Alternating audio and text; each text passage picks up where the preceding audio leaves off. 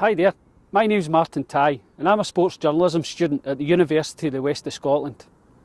It was nearly 30 years ago, here at St Andrews, that I fell in love with the game of golf.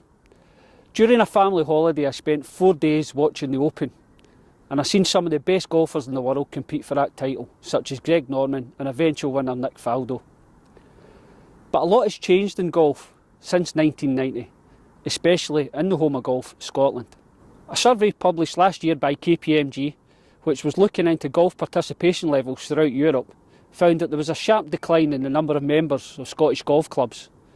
Not only that, but between 2015 and 2016, 19 golf clubs closed in Scotland. Now, a lot of fingers have been pointed at Scottish golf and also Sports Scotland for a lack of investment. But I'm here today to begin a journey to find out exactly what is going wrong with Scottish golf. I'll be speaking to international golf journalist John Huggin, editor of golfshake.com Kieran Clark, and the newly elected chairman of the PGA of UK and Ireland, Alan White. I'll be getting their views on the current state of golf in Scotland and if they think there is an issue with the game. I spoke to the well-renowned Scottish golf journalist John Huggin. John has travelled the world extensively covering the game. I was interested to know what people from across the globe thought about golf in Scotland. Well, they have a kind of romantic view, I think, of the doctor and the candlestick maker and the plumber and the local butcher all out there playing, and the lawyers, everybody, every strand of society out there playing golf. An issue not covered by the KPMG survey was the performance levels of each country's professional players. The latest official world golf rankings show that only one Scottish player, Russell Knox, is ranked in the top 100 golfers. I asked John why this might be the case. A lot more people are playing golf around the world. Countries that didn't normally, or say 25, 30 years ago, weren't really involved in golf are now, especially in Asia. There's a lot more competition to actually get onto the tours now, so you have to take that into account slightly. We're not a very big country, we're only 5.5 million people. Our weather's not great, as we can tell by the clothing that I'm wearing right now, in the winter time especially. So there's a lot of factors involved, but the bottom line is we're not doing very well. The numbers published by KPMG were startling, to say the least. Scotland lost almost 7,000 golf club members between 2015 and 2016, a drop of almost 4% from the previous 12 months. These figures went against the trend seen throughout Europe, where club membership was on the rise. In fact, the only other country to see a greater decline was the Czech Republic, who aren't well known for their golfing heritage. An awful lot of golf clubs have not exactly made themselves welcoming environments for young people, especially with their daft dress rules and all the rest of it. And there's an awful lot of don'ts in golf. There's not a lot of come on in and try it sort of thing. They're bad golf courses. The bad golf courses are starting to close. That's the first symptom of, whether you call it a problem or not. The real problem will start if the good ones actually start to close. So with Scotland seeing a dramatic fall in participation levels, is there an argument to suggest those in charge of Scottish golf have rested on their laurels? Well, there's no question. I mean, you take where we are right now. I mean, this is maybe the one place in the world where they can rest on their laurels. I mean, people are going to come and play golf at St Andrews. I'm sure they don't. I don't know what their marketing budget is here in St Andrews Links, but it doesn't need to be that high because people are always going to come and play golf here. And I think that has maybe seeped down, lower down the food chain, if you like, in Scotland. This lackadaisical attitude by the guardians of our game have placed the health of golf in Scotland at risk. The structure of golf can be complicated to many, with different organisations having responsibility for different aspects of the game. Ultimately, Scottish golf are trusted with the well-being of golf in our country. Did John think that they should shoulder the blame? Ultimately, yes. I mean, they're certainly part of the problem. If they're not part of the solution, they're certainly part of the problem. It's been quite amusing to watch the succession of people that they've been employed by Scottish golf. We had the cycling man, then we had the tennis guy, Blaine Dodds, as you mentioned, and now we've got the guy coming from football. It seems to be, for whatever reason, they seem to think there's a lack of qualified people within golf who know golf, have been steeped in golf their whole lives and can come along and actually make a difference. Scottish golf have definitely not distinguished themselves over the last few years in terms of some of the things they've done. I mean, the club golf thing came along a few years ago, which the idea was a noble mission, was to get every school child in Scotland to try golf, but that's fine, but you give them a taste of golf, and some of them will say, "Oh, I like this. Can I go and try it?" And then you hit the barrier of the golf club system. You've got to buy golf clubs. It's quite expensive to actually get started in golf, and there's so many problems, and it's almost unfair to introduce golf to these children and then say, "Well, here's what you have to do," and they go, "Well, I can't do that." John paints quite a bleak picture for the future of golf in Scotland. Despite the negativity, he remains hopeful that a fundamental change can take place and offers this advice. We're the home of golf. I mean, we're standing here at St Andrews, and as I say, I hate it when the people within golf, the likes of the tours and the R&A, and they run themselves as purely as businesses, with every decision being made based on the bottom line and nothing else.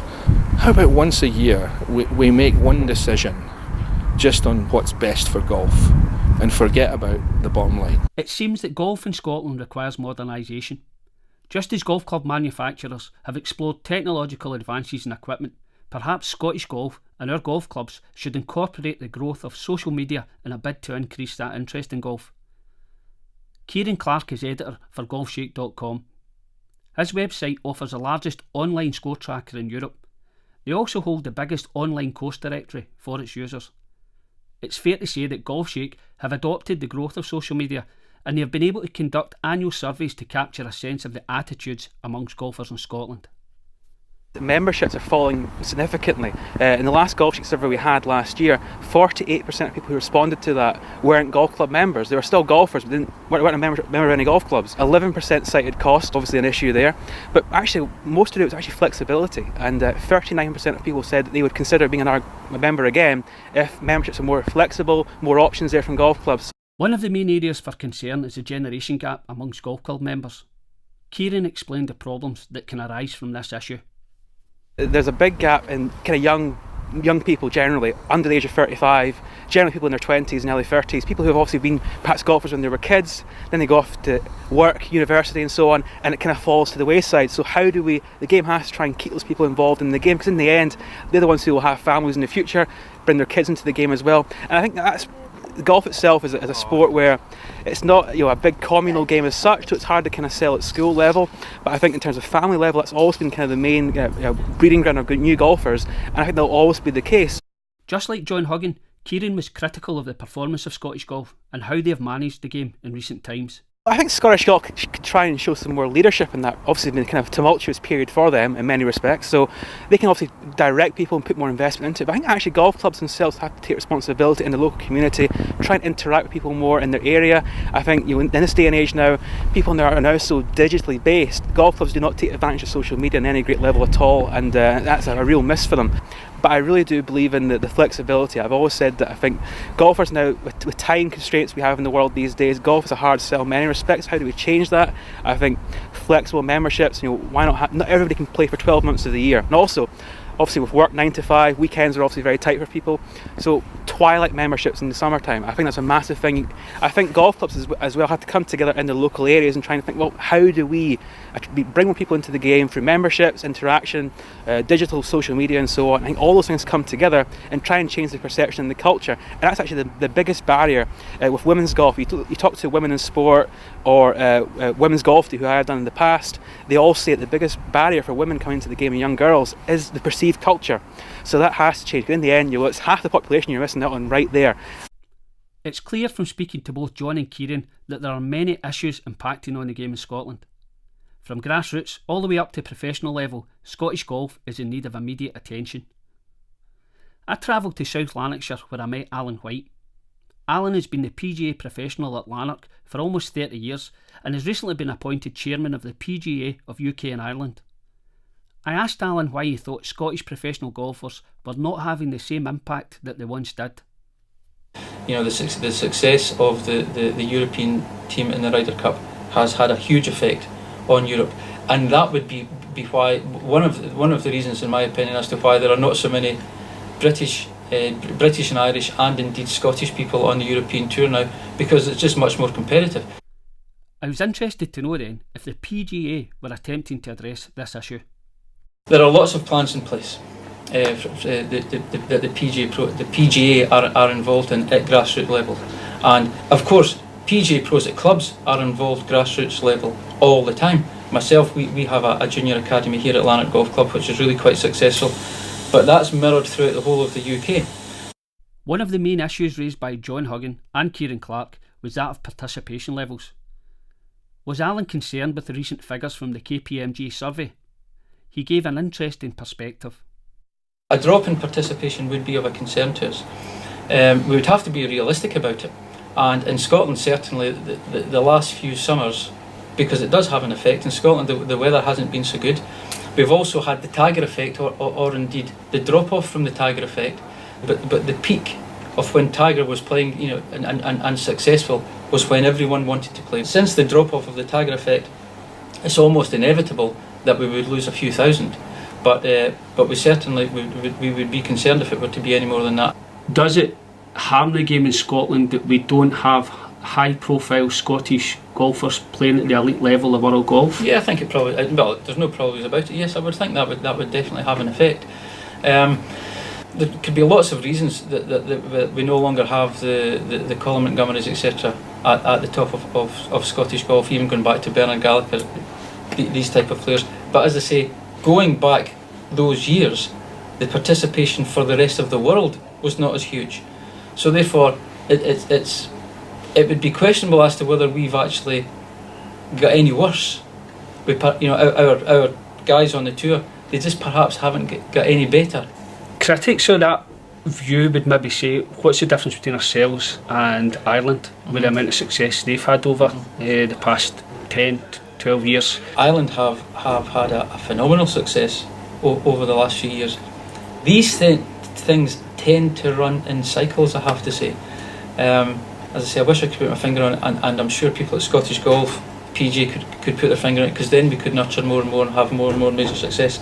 Rory McIlroy, Darren Clark, Harrington, Graham McDowell are phenomenal golfers, and maybe they drag each other on. So looking forward, I asked Alan if more indoor facilities would have a positive impact on golf in Scotland.